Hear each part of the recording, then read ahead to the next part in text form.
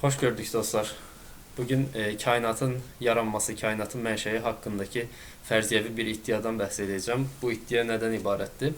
Deməli, Lawrence Krauss adlı bir ateist fizik var. Bu ateist fizikin iddiasına göre kainat asanlıqla təsadüfən yarana bilər, öz-özünə yarana bilər. Və bunun da kvant mexanikası ilə, yəni kvant nəzəriyyəsi fizikadakı 1900-cü illərdən etibarən inkişaf edən nəzəriyyə ilə izah etməyə çalışır. Halbuki Lawrence Krauss'un bəhs etdiyi bu kvant fizikası ilə izah etməyə çalıştığı proses tamamilə yanıldıcı bir üslubdadır.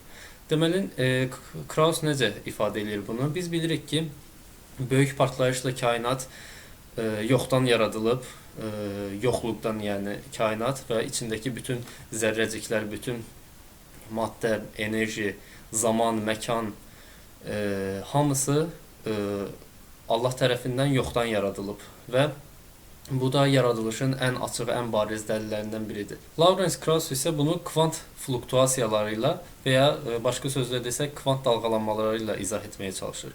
Halbuki bu kvant dalgalanmalarının özünün bir məkana ehtiyacı var. Yəni bir məkan olmadıqca kvant dalgalanmaları həyata keçə bilməz. Deməli, Krauss'un yoxluq dediyi məfhum əslində yoxluq deyil. Yəni böyük partlayışdan əvvəlki yoxluq Krauss'un bəhs etdiyi yoxluq deyil. Krauss'un bəhs etdiyi yoxluğun bu şeylərə ehtiyacı var. Məkan boşluğuna ehtiyacı var.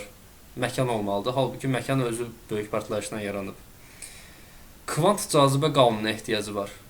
Halbuki bütün fizika qanunları hamısı böyük partlayışdan sonra yaranıb. Hətta 4 fiziki qüvvə ki var, onların hamısının vəhdətdə olduğu ana singulyarlıq deyirlər.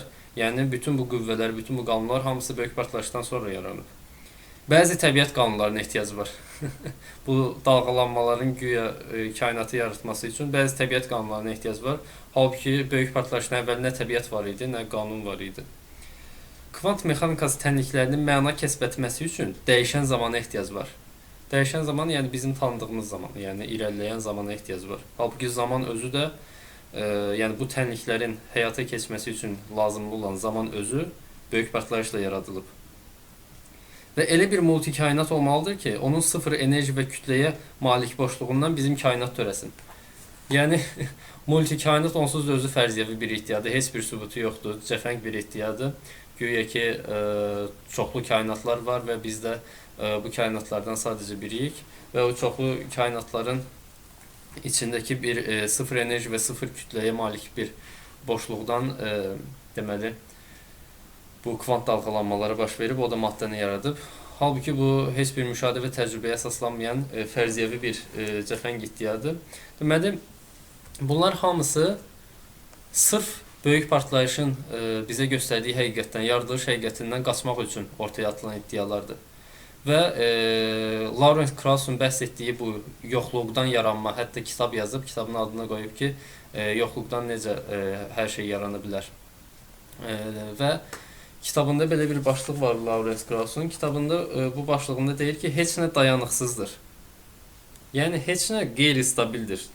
Belə bir başlıq var. Bu başlıq altında da kvant dalgalanmalarından bəhs edərək kvant dalgalanmalarının vakum boşluğunda, vakum halında maddəni yarada bildiyini deyir. Bu kvant nəzəriyyəsinin, kvant mexanikasının gəldiyi elmi bir həqiqətdir. Halbuki həmin kvant dalgalanmalarının özünün bir boşluğa ehtiyacı var, bir məkana ehtiyacı var. Bu məkan mövcud olmalıdır ki, o kvant fluktuasiyaları öz işini icra edə bilsin. Halbuki belə bir məkandan söz getmir böyük partlayışdan əvvəl. Və unutduğum deməli, böyük partlayışdan əvvəl nə olmalıdır? Böyük partlayışdan əvvəl ölçü yoxdur. Ölçünü biz bilirik, koordinasiya xətlərindən bilirik. Uzunluq, en, hündürlük bu üç ölçülü sistemi təsvir eləyir. X, Y, Z xətləri ilə təsvir olunur. Bir böyük partlayışdan öncə ölçü deyilən məfhum yoxdur və zaman məfhumu da yoxdur. Fizikada deməli belə bir qanun var ki, daha doğrusu belə bir aksiyoma da deyə bilərik. Bir tənliyin sol tərəfi ilə sağ tərəfi eyni ölçüdə olmalıdır. Çox sadə bir misalla izah edeyim bunu. Deməli, kürənin həcmi düsturu var. Kürənin həcmi düsturu.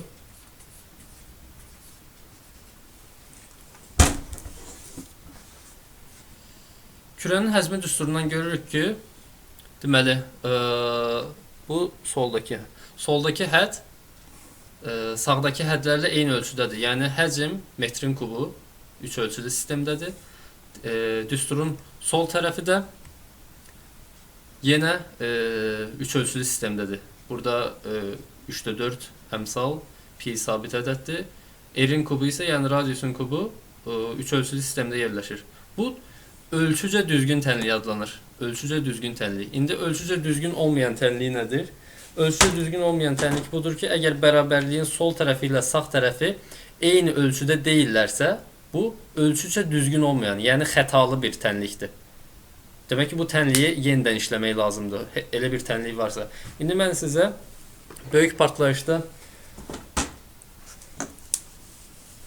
nəyin yarandığı barədə bir tənlik, çox sadə bir tənliyi yazacağım. Deməli,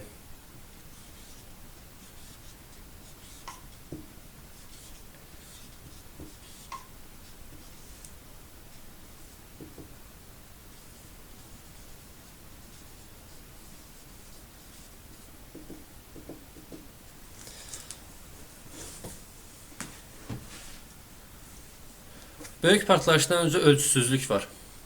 Böyük partlayışdan öncə ölçüsüzlük var, yəni heç bir koordinat xətti yoxdur, yəni yoxluq. Biz mütləq yoxluqdan bəhs edirik.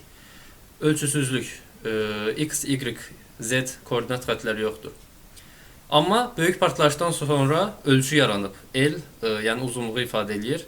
Biz hal-hazırda 3 ölçülü sistemdə yaşayırıq. L'in kubu da deyə bilərik. Və zaman ölçüsü var.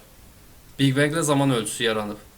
İndi əgər ateistlər belə bir şey iddia etsələr ki, ölçüsüzlükdən ölçülər yaranıb, bu xətalı bir düsturdur. Yəni fizikada bu ölçücə düzgün olmayan tənlik adlanır.